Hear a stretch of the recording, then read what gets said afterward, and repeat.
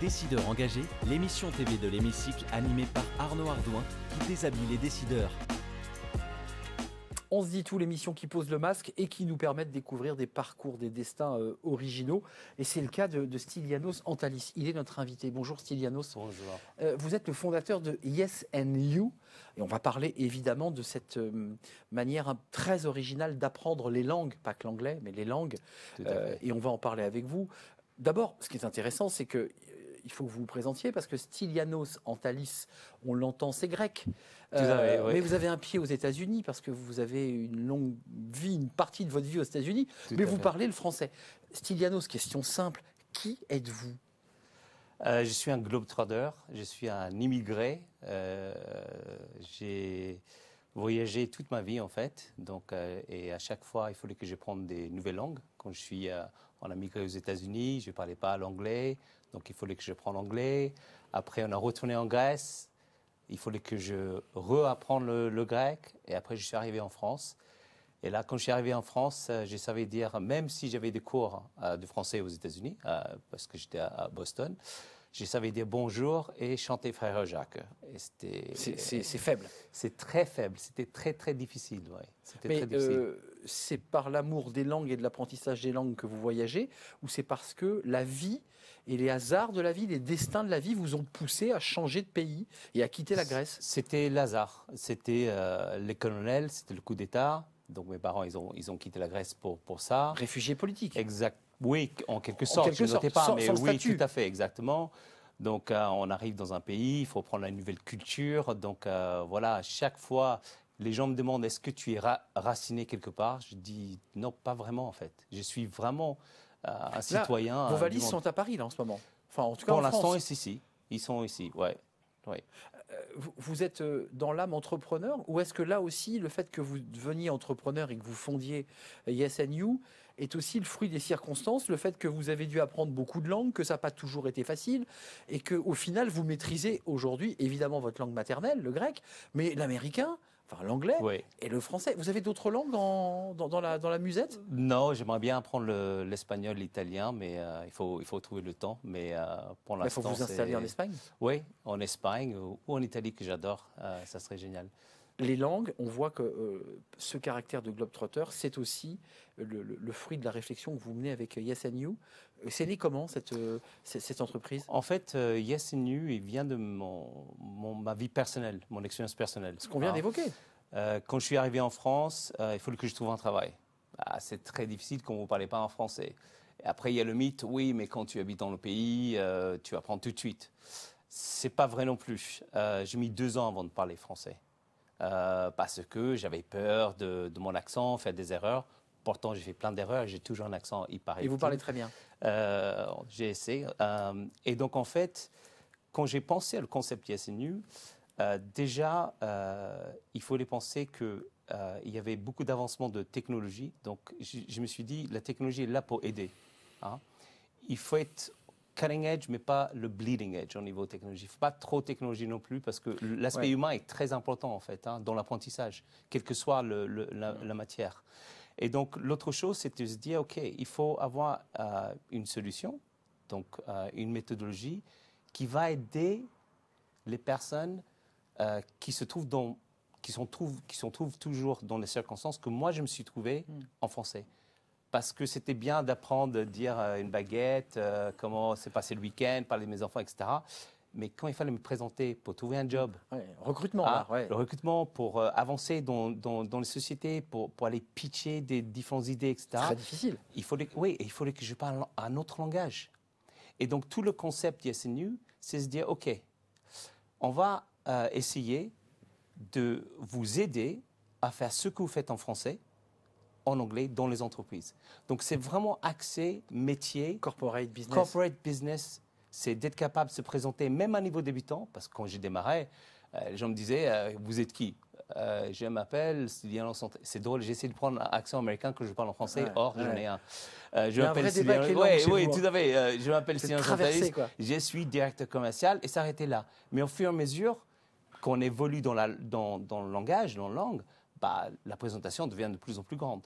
Et ce concept-là avec YesNew, c'est la classe inversée. On n'a pas attendu que tous ces mots-là ils viennent ici en France pour l'appliquer. Dès qu'on a lancé YesNew, tout ce qui est le blended learning, toute cette alliance entre technologie, tout ce qui est distanciel et du visio. Directeur commercial, vous avez été directeur commercial? Oui, j'étais professeur d'anglais, directeur commercial, je fais plein. Vous avez bourlingué, comme on dit en français. Vous connaissez ce mot bourlinguer? Non. Bourlinguer, c'est avoir faire plein de choses, avoir vécu plein d'aventures. On appelle ça bourlinguer. Oui, j'étais un sort de jack of all trades. Yeah. Tout à fait. Bah, il fallait parce que il faut les changer, il faut les trouver, il faut les grandir. Quand vous ne parlez pas français, c'est compliqué. YesNew, c'est un public qui a quoi? Peu de temps ou qui, en tout cas, est un digital native et qui a envie de se connecter. Comment vous mixez la part de l'humain de la part de la technologie? Alors, on n'est pas obligé d'être digital native pour suivre YesNew. YesNew, c'est pour des jeunes et des moins jeunes.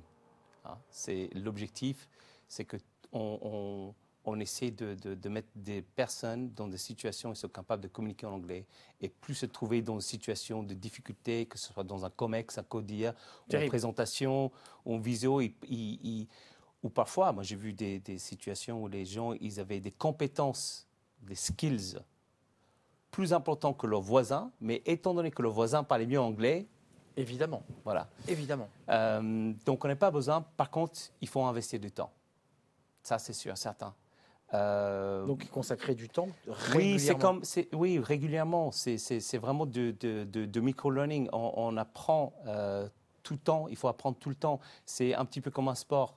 Moi, je suis marathonien. J'adore le basket. Je joue au basket. Sport incroyable. Et je joue au basket tout le temps. Et... il faut travailler. Et c'est ça, en fait. Une langue, en fait, ça ne s'apprend pas, ça se pratique. Stylianos, avant de passer à la question de l'ESCA que vous avez sélectionné, juste un mot quand même sur votre méthodologie, parce qu'il y a déjà plusieurs structures qui proposent des langues. Quelle est votre méthodologie? Quelle est la particularité de votre modèle? Alors, première chose, c'est ce qu'on appelle skill-based learning, c'est des compétences.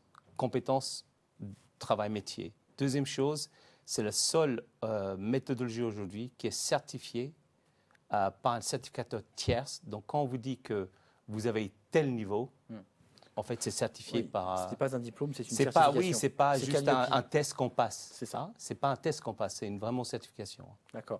On a des professeurs en face ou pas? Oui, bien sûr. Ils sont partout dans le monde. C'est des natifs anglophones. L'accent, le rythme. L'accent, la culture, parce qu'on a différentes cultures. La culture aux États-Unis, on le sait, il y a le côte Est, côte Ouest, au milieu. C'est pas pareil. C'est pas pareil. Hein, c'est vrai.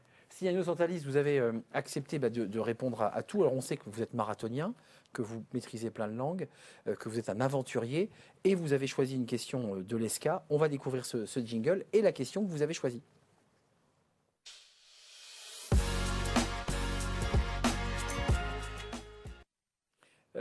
Stylianos, vous avez choisi cette question de l'ESCA, vous le savez, qui est une école créateur d'avenir qui forme les managers. L'égalité des chances, notamment dans l'accès à l'éducation puis à l'emploi, est primordiale. C'est la question que vous avez choisie. Quel dispositif vous mettriez en place pour accompagner les talents issus de milieux défavorisés? Ça, c'est une question qui vous impacte aussi à travers l'accès aux langues. Oui, c'est très important. Nous, on a, depuis le début, depuis qu'on a créé YesNew, on n'a pas cherché des gens hyper diplômés, en fait. Parce que c'est de mon nature, on a cherché des gens qui viennent de milieux différents et variés. Au début, c'était assez difficile avec les Français, parce qu'ils ne comprenaient pas. Ils disaient, mais pourquoi tu n'as pas choisi telle école et telle école? Pourquoi? Parce qu'en fait, il y a plein de talents. Il y a un bassin de talents. Il faut parler de inclusion and impact hiring. Il y a plein de talents partout qu'on va amener chez YesNew, qu'on va les aider avec l'anglais. On va prendre des gens qui vont découvrir des métiers. Il y a quelqu'un que je peux citer, qu'on a embauché il y a 1 an, qui était un livreur d'Amazon. Et je le rencontrais. Il a livré un colis, on a discuté. Et j'ai vu cette personne-là, peut-être il y avait d'autres talents aussi. Comme formateur en langue? Non, Non. il est devenu vendeur. Et c'est le meilleur vendeur de formation Génial. dans la société. Et en fait, la formation, c'est vraiment important d'accompagner ces gens-là. Et ils sont pas et ces personnes-là n'ont pas forcément fait une grande école ou quoi que ce soit. Non, mais Mais intuitivement. oui, on lui donne la chance. Il faut donner et en lui faisant chance. confiance. Oui, il faut, je pense, parfois faire abstraction de CV, parce que le CV nous formate en fait. Je suis d'accord. Et il faut arrêter cette formatage. Surtout sur un poste de commercial, je m'autorise. C'est vrai qu'on a plus besoin d'un soft skills que d'un diplôme. Il n'y a pas, je veux dire, on est diplômé de commerce. Et comment est-ce qu'on peut exprimer les soft skills sur un CV? Mais bien sûr, c'est très très difficile et c'est très subjectif d'ailleurs. Stylianos, on va terminer notre émission avec la question de l'hémicycle. Alors, je mets quelques bémols parce que la question de l'hémicycle, c'est vous allez avoir la possibilité de vous exprimer et parler aux députés face à la caméra. Alors, par rapport à votre histoire, il faut la resituer. C'est très intéressant parce que vous avez une culture américaine, parce que vous y avez vécu, une culture grecque, pays que vous avez quitté mais que vous aimez et dans lequel vous êtes revenu. Et puis, vous avez découvert évidemment la culture française qui est un autre modèle. Donc, je ne sais pas à qui vous allez parler, mais en tout cas, ce qui est sûr, c'est que dans la question de l'hémicycle, après le jingle, vous parlerez bien, aux députés de la République française. Jingle. Stylianos Santalis, une question, une interpellation aux députés peut-être, au ministre, je ne sais pas, à travers votre parcours, votre initiative, et la caméra est là, et en quelque sorte, les députés sont derrière. Bonjour déjà. Pour moi, c'est l'éducation, bien évidemment, parce que, en fait, l'éducation aujourd'hui, il est fait par des élitistes et on a un très grand problème parce qu'on n'arrive pas à bien cibler tous les autres populations, les défavorisées. Et je pense que c'est très important dans le système d'éducation aujourd'hui, surtout ici en France, que peut-être il faudrait avoir plus de gens qui viennent qui ne sont pas des académiciens, excusez-moi pour mon français. Ou de culture académique. Oui, parce que les académiciens, il n'y en a pas beaucoup, qui sont très âgés. Ou des cultures académiques. Je pense qu'il faut aller voir des gens qui ont eu de l'échec à l'école. Parce qu'aujourd'hui, l'école, qu'est-ce que ça produit? Ça produit un certain nombre de personnes ou des élèves, des élitistes qui vont après en université, mais il y a plein d'autres personnes qui ont des talents, etc., qu'on n'arrive pas à détecter parce qu'on essaie de mettre tout le monde dans un certain cadre. Et je pense qu'il faut réfléchir différemment. Je sais que ce débat d'éducation, on le voit tous les ans, on le voit avec tous les présidentiels, on va focaliser sur l'éducation, mais l'éducation, malheureusement, il n'y a rien qui a changé. C'est toujours la même problématique. Et il faudrait vraiment passer du temps parce qu'on laisse les talents. Et ça, l'éducation est fondamentale parce que c'est également un problème après avec qu'est-ce qui se passe. C'est aussi l'inclusion des jeunes. Donc oui, l'éducation, il faudrait vraiment que vous pensiez à mettre des gens qui ne viennent pas du monde de l'éducation pour construire l'avenir demain de nos jeunes. La mixité, une forme de mixité, comme on dit en France, oui. À la fois de l'académique, mais aussi des gens comme vous l'avez fait dans votre entreprise qui viennent de chez Amazon et qui travaillent fort bien dans le service commercial. Merci Stylianos Santalis, fondateur, président aujourd'hui et fondateur de Yes and You, qui est une école de langue c'est-à-dire c'est votre signature, hein, pour apprendre autrement. Merci, c'est un vrai plaisir de partager ce moment avec vous, qui êtes un pied en Grèce, un pied aux États-Unis et un pied, peut-être même en ce moment, les 2 pieds en France. 2 pieds en France. Vous allez y rester en France ou pas? Oui, je vais rester en France. Bon, ben voilà. J'adore la culture française et il y a tellement de belles choses à faire ici. Donc, j'étais très heureux de partager ce moment et on a une information, Stylianos Santalis va rester en France. Yes and You, c'est son entreprise. Merci à vous, merci de votre fidélité. On se retrouve évidemment pour un prochain numéro d'On se dit tout. D'ici là, portez-vous bien. Bye bye. Décideurs engagés, l'émission TV de l'hémicycle animée par Arnaud Ardouin qui déshabille les décideurs, qui nous permet d'appréhender ce qui chaque jour leur donne envie de se battre et de réussir.